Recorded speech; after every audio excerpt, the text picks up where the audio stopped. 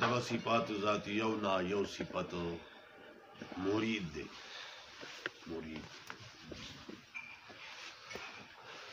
اوس مرید د دې په ضمن کې هغه اراده پرته ده د ارادې نه دی اوس اراده څه شی دی نو دا صفت وجودیه دی یعنی صفت وجودیه دی صفت عدمی نه دی قدیم دی په بذاته اوس یعنی قدیم بالذات اوس قدیم بالذات دا دی چې هغه وجود د بل چا نه مستفاد نه دا یو صفت دا اراده دغه صفت دی دغه صفت اراده چې کومه ده دغه صفت وجودیه قائمه بالذات دا واجبهی ثابتهی تخصیص د مقدور یعنی په خصوص د وقت د ایجاد داغه پوری چې کله کم وخت د ایجاد د دغه مقدور دی نو دغه مقدور خاص کئی په دغه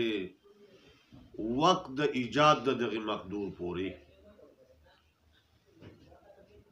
دا اراده داسې وصف دی وسوي چې کم شی په داسې مخصوص وخت پورې تخصیص دغه اراده کوي د مقدور په ایجاد د دغه مقدور پورې نو هغه د پاره علم ولا پکار دی نو دا علم متعلق دی ازلن په دغه تخصیص هغه پوری چې کم شی اراده هغه لپاره واجب کړی دی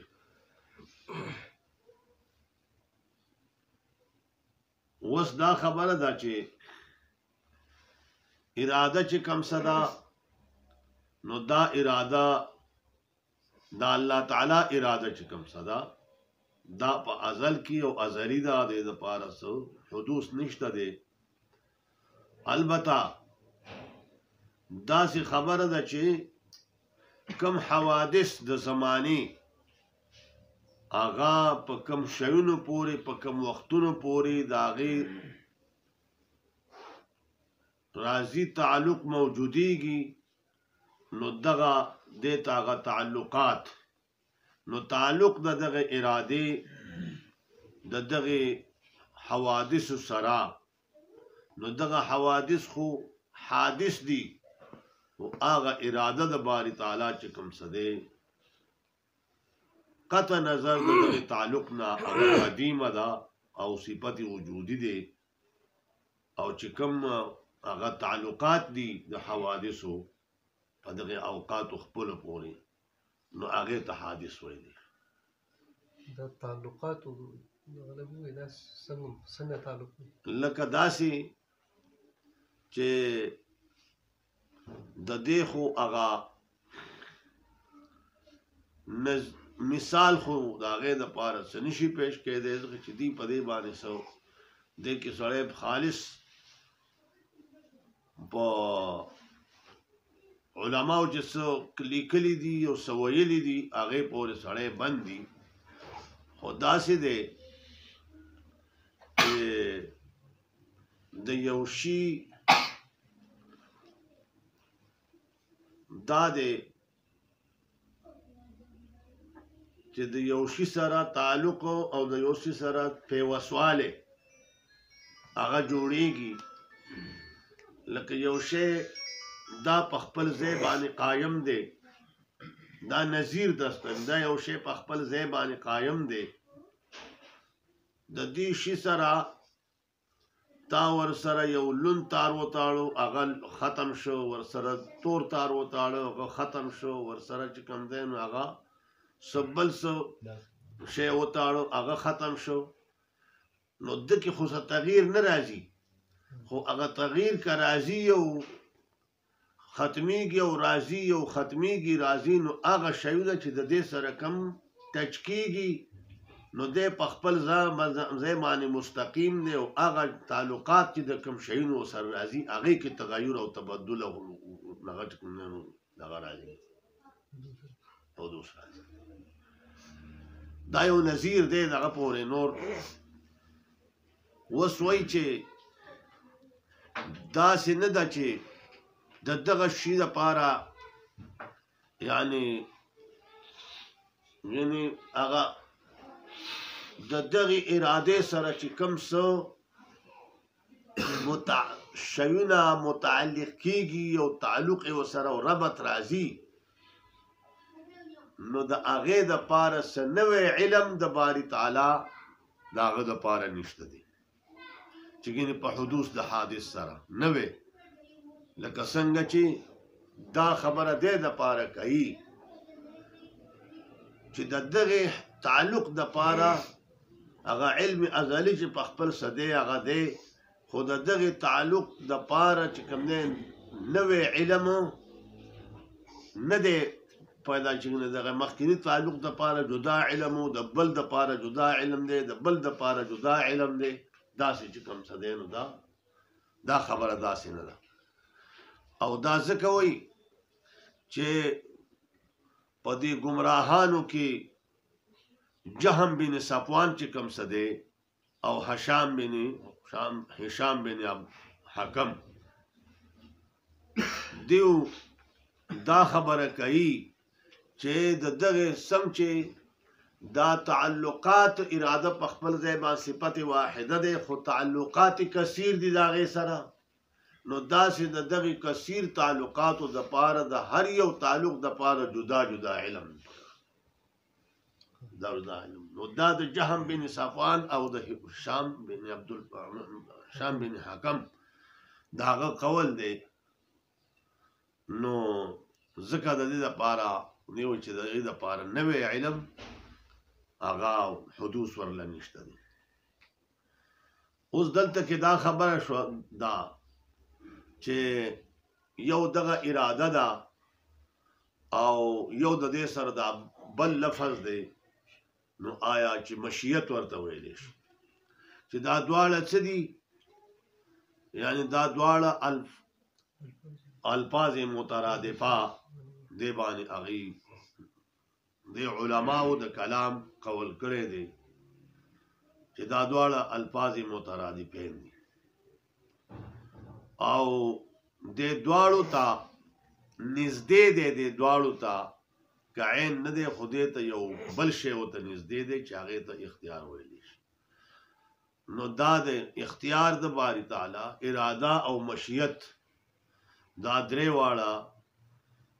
مصداق د دې چې کوم څه دی نو هغه دا درې واړه قدیم او هغه یو شی دی. داسې نه ده، دا خبره دې دپاره کوي چې دا درې واړه یو شی دی، نو دا خبرې چې دې کمې کړي دي نو دا څه ضرورت راغلی دی که نه دې ته د دې باندې د ضرورت په بنیاد دې دا خبرې کړي دي، ورنه کنې د دې نه مشغولتیا که چېرته کې دا ګمراهان نه وي نو د دې باندې بحث او هغه باندې تفتیش هغه د دې نه علماء کرامو ممنوع ګڼي. څه دي ممنوع؟ حتی تر دې پورې چې امام ابو یوسف رحمت الله علیه ویلی دي چې کم سړی علم کلام کې مشغولیږي دی به د بادشاهي او د اسلام د بادشاه د مراعاتو نه محروموي، او بلکې که په جومات کې مشغولیږي نو وایي وهئ او بس کوم دی نو په دغه باندې په درو باندې او په لتو د جومات دی په داسې ځای باندې وباسي. ځکه چې دا ډېر مشکل دغه دی. دا داسې وایي خو چونکې دا ګمراهان پیدا شوي دي نو دا گمراهۍ د دپې دپاره دی بیا دا قسمه خبرې کړي. اوس د دلته کې چې دی وایي دا درې واړه یو شی دی، اختیار دی او که اراده او که مشیت دی، نو دا دې دپاره دا خبره کړې ده چې څوک پکې راغلي دي یو معتزله نه او هغه بعضې معتزله ویلي چې مشیت دا قدیم دی او اراده حادثه ده. مشیت قدیم دی او اراده حادثه ده. دی ځکه د دې خبرې چې نه څنګه چې مشیت اراده قدیمه ده داسې دا مشیت هم قدیم دی. په دې دواړو کې دغه فرق نشته دی، دا الفاظ مترادف په دې مصداق کې دا ټول یو شی. اوس دا خبره ده چې هغې دا زعم کوي، نو هغه وایي دا وایي چې دا مشیت چې کوم څه دی دا معنا د ارادې د فعل د هغه ده. اوس وایي چې معنا د ارادې د فعل د هغه د دې مونږ چې خدای د یو فعل اراده کوي، نو د هغې معنا څه شوله چې اراده حادثه کې او مشیت قدیم کې. نو هغه بیا دا وایي چې د الله تعالی د فعل اراده چې کوم څه ده د هغې دا معنا ده چې الله مکره نه دی، مغلوب نه دی او سهوه کېدونکی نه دی. وایي دا مطلب دی، دا نه او اوس دا ده چې کله د خدای نه علاوه بل څوک یو فعل وکړي نو د هغه د فعل اراده څه مطلب شي؟ نو هغه وایي دا دی چې الله تعالی امر کړی ده ته په هغې باندې. اوس دا خبره ده چې څومره جماعتونه دي هغه په دې باندې متفق خو دي چې الله تعالی مرید دی. او البته دومره ده چې دا د ارادې په معنا کې د دې اختلاف دی. او دا ورته ځکه ورته مرید وایي چې الله تعالی په ډېرو یرید الله بکم اليسر دی، یرید الله لیبین لکم دی، یا لکه چې کوم دی نو وما تشاءون الا یشاء الله دی، یو ربک یخلق ما یشاء ویختار. نو دا ټول آیاتونه او احادیث مبارکه دغه چې کوم څه دی نو دا ذکر دی په هغې باندې. دا ټول د الله تعالی په اراده باندې دلالت کوي. اوس دا خبره ده ارادې د اقسام چې یو اراده قدریه او اراده شرعیه. وما تشاءون الا یشاء الله دا خبره ده مخلوق بغیر د اراده. دا خبره ده چې د الله د بنده مشیت چې کوم څه دی نو دا د باری تعالی د مشیت په تحت کې دی. اوس دا خبره ده چې د بنده اراده چې کوم څه ده او د خدای اراده چې کوم څه ده د دې دواړو چې کوم څه دی نو هغه تعلق چې د چا سره تعلق جوړیږي دا یو شی نه دی، یو شی څه نه دی، بلکې د خدای د ارادې د یو شی متعلق چې کوم څه دی هغه د هغې مطلب دا دی چې الله تعالی خلق پیدایش د دغه شي کوي په زړه د مکلف کې، او بیا چې کله دغه خلق دغه شی پیدا شي نو په دغه شی د پیدا کېدو نه وروستو هغې ته عملي جامه ورغوستول دا د انسان کسب دی. ځکه که چېرته کې داسې وشي چې د دې دواړو مقصد د یو شي سره شي نو بیا به شی یو دی او علتونه به دوی، علتونه به څه دوه. ځکه د الله تعالی اراده به هم په هغې وارده شي، د بنده هغه به پرې هم وارده شي، نو دا کېدلی نه شي. ځکه چې بیا خو به دا منې چې د الله تعالی اراده ناقصه وه، ځکه ورسره د انسان هغه میلاو شو نو کمال ترې جوړ شو، هغه شی د دغه ارادې په بنیاد باندې وجود ته راغی. نو داسې خو نشي کېدی. نو ځکه د هغې دغه داسې ده چې د انسان لکه مثال په طور باندې یو سړی زړه کې راله جومات ته ځمه مونځ کو. اوس دا سړی چې جومات ته راځي او مونځ کوي، آیا نو دا د جومات ته دا قدمونه اخیستل او جومات ته راتلل دا د چا په اراده شو؟ دا د خدای په اراده باندې وشو که د دې انسان په اراده باندې وشو که د دواړو په اراده باندې وشو؟ نو دا دی چې د دې سړي په زړه کې دا خبره د جماعت ته د راتلو دا اراده چې د کم په زړه کې رااله الله تعالی د لره د په دې زړه کې پیدا کړه اوس دې چې په زړه کې مې اراده رااله او هغه نرسته دې قدمونه ږدي او دس کوي او پېګ دی او جماعت ته را روان دي دا د کسب تراجه دي هغه دغه نو د الله تعالی اراده یو شي تراجه ده د اراده بل شي تراجه هغه عبارت نه ده هغه سره هغه د خلق معنی څه شو دی آیات وما تشاءون صحیح معنی څنګه ان دا د چې وما تشاءون یعنی تاسو د یو شي دغه باندې چې کوم ځای نو هغه اراده او یا مشیت نه کوي مگر هغه چې کوم الله تعالی داغي مشیت وکړي نو تاسو مشیت با او اراده با د الله تعالی د ارادي په تحت سو پورې چې هغه ستا اراده پیدا کړی نه تاسو نو په دغه اراده باندې تاسو عمل نشئ کولی دا جایز عمر او غیر جایز ټول ته شامل دا دغه چې کوم څه دی نو هغه ټول شامل خو ټولو ته دی خدا دومره پورې خبره ده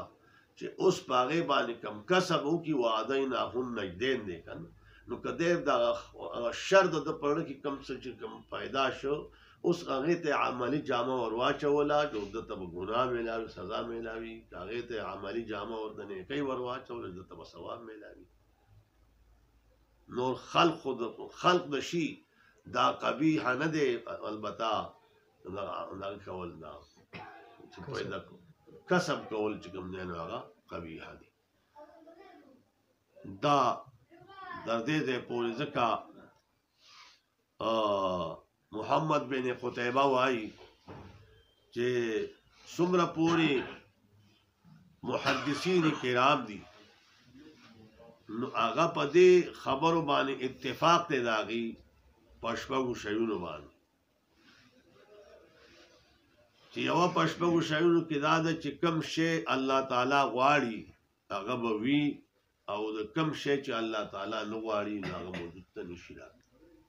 یو خبره ده دویمه خبره دا ده چې الله تعالی خالق د خیر او د شر د دواړو دی دا بیا خبره ده چې اوس باغی کې مخکې کم تفصیل دی راځي به دا چې خالق د خیر او د شر د دواړو دی او دریمه خبره په دې متفق دي چې قرآن دا کلام الله غیر مخلوق او څلورم دا دی چې الله تعالی با په ورځ د قیامت باندې لیدلې شي او پنځم دا په دې خبر د دې اتفاق دی چې تقدیم د شیخینو د پټولو صحابه باندې په فضیلت حضرت ابوبکر صدیق او حضرت عمر رضی الله تعالی عنہ او ایمان دې په عذاب قبر باندې د دې اختلاف په دې اصولو کې نشته دی او څوک چې د دین په دې اصولو کې تدیش په شایونو کې چې څوک د دین جدا شوه دی هغه دې د خپل ځان نشړلې دی او ورځولې دی او پرېخې دی هغه نو دا خبره ده چې الله تعالی جل شانه اراده د باری تعالی دا متعلق متبهر کائن باندې دا او غیر متعلق چې کوم شی کائن نه دی نو دا غیر سره متعلق نه ده الله تعالی مرید اراده کول کې دې چې کوم شی د پاره چې کوم دی نو هغه مونږ کوم شي ته شر مسما کو د کوپر نو د غیر دا غنو دا غي اراده کول کې دی لکه څنګه چې اراده کول کې د خیر دی کچرته کې د دې اراده نوې کړی نو دا به نو واقع شي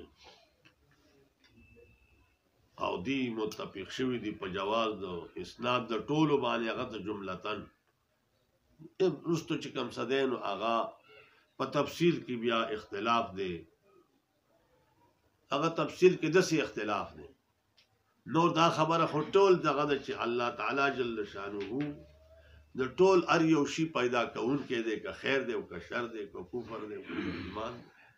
خو بیا وروسته په تفصیل کې بداسي یو سړی بداسي نه وای چې الله تعالی چې کوم صدین او هغه مرید د کفر دی د فسق دی د ظلم دی داسې ونوي سوء ادب دی پدې کې لکه یو سړی داسې ویلی شي چې الله تعالی خالق د هر یو شي دی خدا خبره صحیح نه ده چې داسې ووایي چې الله تعالی خالق القاذورات خالق الخيرات خالق الخنازير اوس دا خبره ده داسې نشي ودې کې سوء ادب دی ورپکې داسې یا لکه چې کوم نه نو ویلی شي چې ما په سماوات او الارض سچ ته اپزم کې اسمانونو کې دا الله تعالی دی خدا سی بنوي چې الله تعالی د پاره دا پزم کې اسمانونو کې خزي هم دي اولاد هم دي نو سیم دي کل وسیم دي دغه باندې نو دا سچ پزم کې دغه د پاره دي زوجات دي او اولاد دي او څومره دي دا د پاره د الله تعالی دا سی ما نشي ویلي لکه څنګه چې دغه الله تعالی په خپل کتاب مقدسه کې زی په زی باندې داسې ویلي دي چې ما اصابک من حسنة فمن الله وما اصابک من سیئة فمن نفسک حالانکه مخکې په دې آیات کې بیا وروسته چې قل کل من عند الله نو دا داسې دي چې دا هغه ازروی ادب چې کوم څه دی نو د دې هغه نسبت الله تعالی ته نه دی شوی یا لکه بیده الخیر چې راغلی دی چې په قدرت او په لاس د الله تعالی کې خیر دی نو شر د چا نه خو شر سره الله تعالی په خپل کتاب کې د ځان لپاره نه دی ذکر یا لکه مونږ چې کوم څه دی وایو مونږ د الحمد وایو د الحمد مونږ صراط الذین انعمت علیهم نو انعمت علیهم خطاب دی الله تعالی جل شانه ته اوس دا رستو چې بیا کوم غیر المغضوب علیهم ولا الضالین نو الته کې خو الله تعالی جل شانه دا خطاب ځان ته دلته کې پرېښی دی خو دا یې ویلي چې مطلب دا دی چې دا منعم علیهم چې کوم دي دا غیر دي دا کسان چې غضب کړی شوی دی په هغې باندې چې هغې باندې غضب کړی شوی داسې خو نه وي چې غضبت علیهم ما په هغې باندې غضب کړی وایي په هغې غضب کړی شوی هلکان میای کرامو چې کوم څه ویلي دي نو داسې دی چې هغه هغې هم دغه خبره دا ملحوظ نظر ساتلې ده چې شیطان ان اذکره دی یا لکه ابراهیم علیه السلام چې واذا مرضت فهو یشفین کله چې زه مریض شم نو هغه ماله شفا راکوي نو مرض څوک راولي مرض هم الله تعالی راولي یا لکه خضر علیه السلام په واقعه کې چې کوم څه دا درې خبرې ذکر دي نو په هغې کې هم هغه دغه خبره ده چې هغه ازروی ادب لحاظ ساتلی دی نو په اول کې په اول دواړو خبر په اردت ان اعیبها هغې کې بیا وایي په اردنا دغه باندې په اردنا دا دویم هغه هلک په وژلو کې په هغې کې وایي په اردنا ان یبدلهما خیر دغه باندې خو چې کله دیوال نیغ کړی دی نو د دیوال په نیغولو کې بیا داسې نه دي ویلي چې په اردتو ان اقوم الجدار داسې نه دي ویلي خو هلته وایي په اراده ربک ستا رب اراده لرل نو تعمیر نسبت الله تعالی ته وکړو او دغه نور په ظاهر کې نقصان نو د هغه نقصان نسبت خپل ځان ته و چې په اردتو حالانکې دا درې واړه خبرې وروسته وایي چې وما فعلته عن امری دې کدا سي دا ما په خپل اختیار دا خبرې نه دي کړې نو دا خبره ده چې دا د ارادې سره دا خبرې هغه متعلق وي ما ستاسو د وړاندې کې ښودلې